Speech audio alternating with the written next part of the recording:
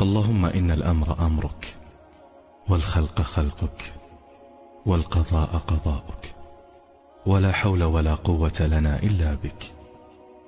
اللهم إن لك عبادا ينتظرون فرجا فبشرهم، وعبادا يسألون الشفاء فعافهم، وعبادا يرجون رحمتك فارحمهم.